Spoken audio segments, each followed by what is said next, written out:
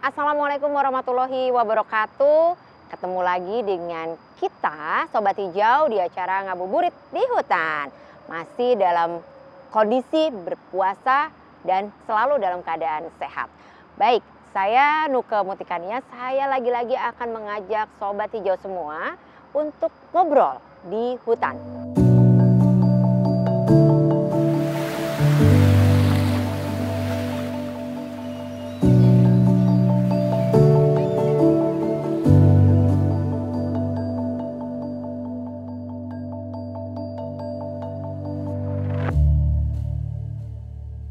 Saya udah bersama dengan dua narasumber saya. Yang pertama, saya mau menyapa dulu ya. Ada Pak Jainal Arifin. Selamat sore Pak. Sore, Assalamualaikum. Selamat sore. Beliau adalah Direktur Konservasi Tanah dan Air. Satu lagi yang saya mau kenalkan adalah ada Mbak Artika Sari Devi. Halo Mbak, apa kabar? Baik, alhamdulillah. Sehat ya Mbak. Sehat. Terima kasih ya Mbak udah mau ngobrol sama kita semua. Sama-sama, terima kasih juga Iya. dari Bunda. Pak Direktur, mohon maaf saya ganggu waktunya ya Pak.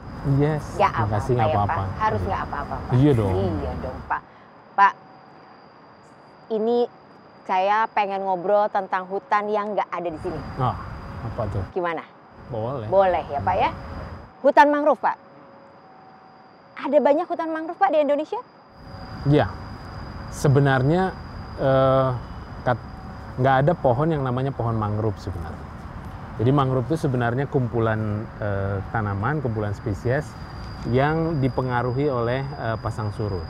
Jadi banyak zonasinya itu dipenuhi oleh beberapa spesies tanaman ya.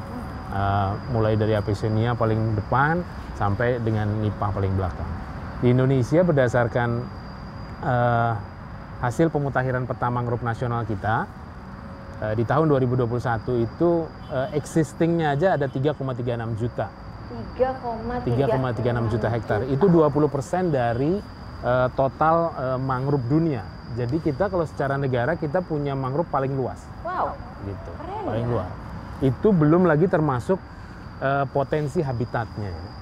Artinya yang sudah nggak ada mangrove-nya lagi, tapi sebenarnya dulunya mangrove yang udah berubah menjadi tambak, berubah jadi pelabuhan, berubah menjadi macam-macam, itu lebih dari 700.000 hektar. Tepatnya 756.183 hektar. Karena kita yang menjadi produsen untuk peta mangrove nasional, dan kita memang sudah melaunching itu tanggal 13 Oktober tahun 2021, dan memang potensi mangrove di Indonesia sangat besar dan tersebar di hampir seluruh kabupaten yang ada di Indonesia. Di Indonesia itu 515 kabupaten, itu separuhnya punya ekosistem mangrove. 257 kabupaten punya ekosistem mangrove. Jadi tanggung jawabnya besar secara nasional dan potensinya luar biasa. Mbak, pernah ke hutan mangrove? Jadi masa kecil saya itu tahun 80-an itu saya tinggal di Bangka Belitung kan, di Bangka tepatnya. Jadi kalau dengar kata mangrove itu ya itu tempat main saya. Jadi kalau weekend saya sering diajak mama papa saya itu ke tempatnya Atok Sahab. Atok Sahab tuh kerabat keluarga, saya panggilnya Atok itu bahasa Bangkanya tuh kakek. Jadi dia di belakang rumahnya itu ada mangrove. Jadi ada hutan mangrove. Jadi di situ saya main. Diajak cari kepiting, bakau di situ gitu. Karena memang sehari-harinya Atok saya ini ya hidup dari situ. Nggak nyangka ya Pak ya?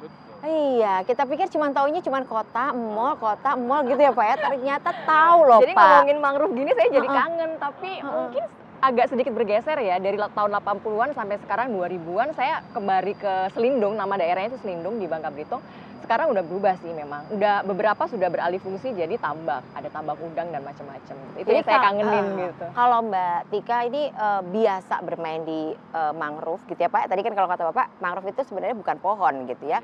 Tapi dia kumpulannya gitu, ekosistemnya. Tapi Pak, tahu nggak kira-kira manfaatnya Pak ya, mangrove?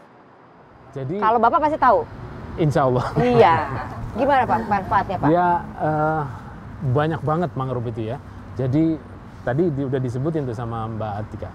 Jadi di sana itu menjadi tempat hidupnya banyak habitat. Jadi termasuk kepiting, udang, ikan itu memijahnya rata-rata di ekosistem mangrove. Jadi mereka sangat membutuhkan ekosistem mangrove untuk reproduksinya mereka. Itu salah satunya. Itu secara biologis ya, secara biologis. Kalau secara fisik banyak tuh. Mangrove juga bisa menahan hempasan ombak. Bahkan dari penelitian teman-teman di Jepang itu dengan mangrove yang kerapatannya 200 meter gitu ya, itu mampu meredam tinggi tsunami sampai 3 meter. Jadi mampu meredam tsunami. Kemudian juga mampu menumbuhkan permukaan tanah karena sedimentasinya tertumpuk sehingga sebenarnya menjadi perluasan tanah. Itu secara fisik. Secara kimiawi dia juga bisa memurnikan racun-racun yang menjadi limbah di sekitar perairan pesisir. Dia punya kemampuan untuk memfilter, memurnikan racun-racun dari limbah peternakan, limbah pertanian, itu bisa dimurnikan di ekosistem mangrove. Belum lagi masalah biologis tadi banyak banget. Kalau kita kan banyaknya kenalnya kepiting, udang, karena memang menjadi konsumsi ya. Nah, tapi di sana kan sebenarnya banyak yang terkenal bekantan dan makaka ya, monyet ekor panjang. Itu yang ekosistemnya, ekosistemnya memang hanya ada di ekosistem mangrove. Belum lagi serangga, belum lagi ular, burung dan lain sebagainya. Lebah yang ada di mangrove itu punya madunya beda. Aduh, Alika Sari juga udah tahu. Jadi sebenarnya ekosistem mangrove ini sangat potensial dan tapi juga sangat ini. Jadi begitu berubah. Misalnya kita tadi melakukan perubahan terhadap ekosistem mangrove, dipotong gitu ya. Itu yang berubah bukan hanya permukaan tanahnya jadi terbuka, tapi konsistensi sedimentasi tempat tumbuhnya jadi berubah. Kemudian kualitas air yang melewati di situ jadi berubah. Sehingga pada saat kita mau mengembalikannya seperti ekosistem yang itu lumayan sulit tuh sebenarnya. Tapi dengan penanaman reforestasi yang ada, kita terus mencoba memperbaiki dan mempertahankan konservasi ekosistem kita. Soalnya kalau tadi saya dengar kan ya Mbak Tika ya, kita yang terkaya loh punya 20% tadi ya. Dari seluruh mangrove dunia.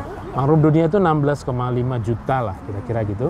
Itu paling besar ada di Southeast Asia ya, di Asia Tenggara. Dan kita sebagai bagian yang paling besar di Southeast Asia, kita yang menguasai seluruh ekosistem mangrove nih di kepulauan. Paling besar berarti tanggung jawabnya juga paling besar. Betul. Yes, mungkin kalau kayak Mbak Tika biasa main di mangrove, jadi mungkin udah nggak aneh, udah nggak terlalu bingung gitu. Tapi sobat hijau yang lain nih Pak, kan mungkin belum kenal juga yang namanya mangrove itu tadi, seperti tadi. Oh, itu adalah sebuah kumpulan loh gitu, bukan cuma pohon. Oh, ada binatangnya loh gitu, ada satuannya. Jadi sebuah kesatuan ekosistem gitu. Dan yang saya dengar nih Mbak Tika katanya ya, mangrove tuh sekarang tadi kan madu segala macam. Udah ada yang jadi teh, betul ya Pak ya? Dari daunnya. Daunnya. Jadi artinya bisa dibikin macam-macam. Termasuk nih katanya yang saya dengar terbaru, pewarna baju. Betul, pewarna alami dari pewarna alami. Ada yang lebih potensial. Sekarang kan anak-anak tuh banyak harus stress healing. Iya, stress healing, betul. Sebenarnya ekosistem mangrove itu sejak dulu karena memang dia potensi untuk wisatanya lebih lengkap. Kalau di terestrial kan kita nggak punya tuh, bisa nyusurin sungainya, bisa nyusurin betul. lautnya dan lain sebagainya. Dan itu kalau di luar negeri namanya forest bathing ya. Forest bathing itu untuk menenangkan pikiran, mengembalikan release stress. Itu hanya masuk ke dalam ekosistem itu sudah ada penelitiannya itu menurunkan tingkat stres sampai dengan 50%. Ini mungkin resepnya Mbak. Iya, jadi selalu awet muda dan cantik rupanya karena mainnya di mangrove. Tapi memang benar saya naik tampan Pak. Naik tampan sama apa saya gitu. Kapan mungkin kita coba ya Mbak? Katanya ya Pak yang paling dekat di Jakarta. Paling dekat di Pik. Berarti kita boleh tuh sambil foto-foto mungkin ya kan, seru buat anak-anak gitu ya. Kita bisa sambil lihat-lihat. Tapi kalau tadi dari potensi yang lain nih Pak, yang arahnya lebih ke pemulihan ekonomi, memang ada hal menuju ke arah ekonomi ini? Ya, mau tidak mau memang ekosistem pesisir, dalam hal ini ekosistem mangrove, itu menjadi tulang punggungnya masyarakat di pesisir. Ya, jadikan tambak, kemudian mereka juga mencari ikan, mencari kepiting dan lain sebagainya di sana. Tapi kita sudah sadar nih, masyarakat kita menyadarkan masyarakat melalui kelembagaan petani di pesisir itu sudah mulai intensif. Dan mereka mulai sadar bahwa kalau mangrove-nya nggak ada, produktivitas ikannya juga turun, produktivitas kepitingnya juga turun, udangnya turun.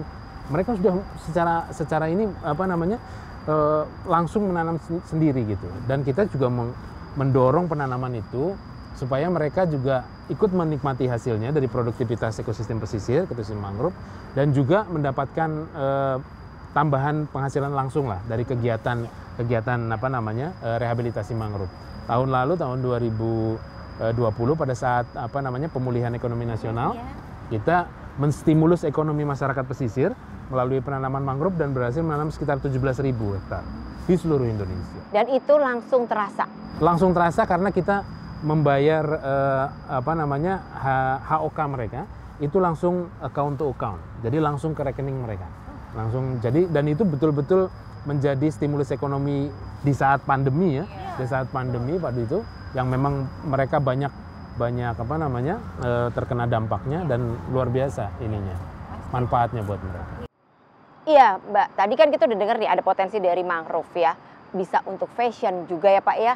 Kira-kira kita mampu nggak ya Mbak ya untuk go public? Kalau kita dengar sekarang kita punya hutan mangrove yang cukup besar gitu. Oh, saya sih optimis ya gitu. Terutama saya sih tertarik dengan tadi bahwa limbah dari mangrove itu sendiri bisa dihasilkan atau bisa dimanfaatkan untuk pewarna alami pakaian.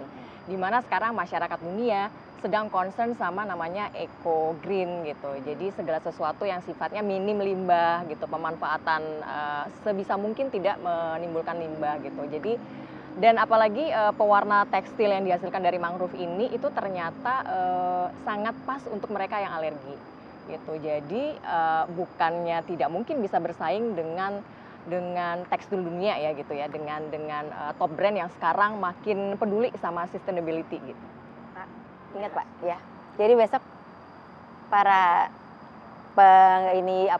mangrove ya boleh jadi modelnya Pak, mungkin kalau kita buat fashion ya Pak, keren pasti Pak. Pak, ngomongin keren go internasional, G20 Indonesia memegang presidensi G20. Saya dengar-dengar nih Pak Presiden kita mau bawa semua kepala negara yang hadir di G20 ke hutan mangrove. Kenapa tuh Pak? Ya, jadi karena mangrove itu tadi ya, dari banyak manfaatnya itu, salah satu manfaat yang paling terbesarnya sekarang dalam menghadapi perubahan iklim. Mangrove itu bisa 4-5 kali mensekwestrasi karbon. Selain tadi memurnikan gas metan yang ada di air. Kemudian kalau above ground-nya juga menyimpan karbon, underground-nya mangrove juga menyimpan lebih banyak lagi karbon. Sehingga mengkonservasi ekosistem mangrove itu upaya yang paling baik untuk mempertahankan adaptasi perubahan iklim dan mitigasi perubahan iklim. Itu sebabnya Presiden Jokowi menjadikan venue di Tahura Ngurah Rai di Bali untuk menjadi venue G20 untuk presidential meeting nanti gitu ya. Dan kita sudah mempersiapkan bagaimana menjadikan Tahura Ngurah Rai di Bali untuk bisa dilihat oleh seluruh pemimpin di dunia bagaimana Indonesia mengkonservasi dan merehabilitasi mangrove. Insya Allah. Kayaknya keren nih Mbak. Berarti mungkin abis ini kita harus menjadwalkan, kita duluan Mbak yang lihat. Sebelum presiden yang ke sana membawa para kepala negara, kita duluan Mbak yang lihat. Itu ini reuni masa kecil ya Mbak ya. Iya, itu tadi kita udah ngobrol rame banget ini. Terima kasih banyak Pak Jain Arif, terima kasih Mbak Tika ya udah cerita soal masa kecilnya di hutan mangrove. Rupanya Sobat Hijau, siapa di sini yang punya cerita juga besar di hutan mangrove? Boleh loh bagi-bagi cerita sama kita semua.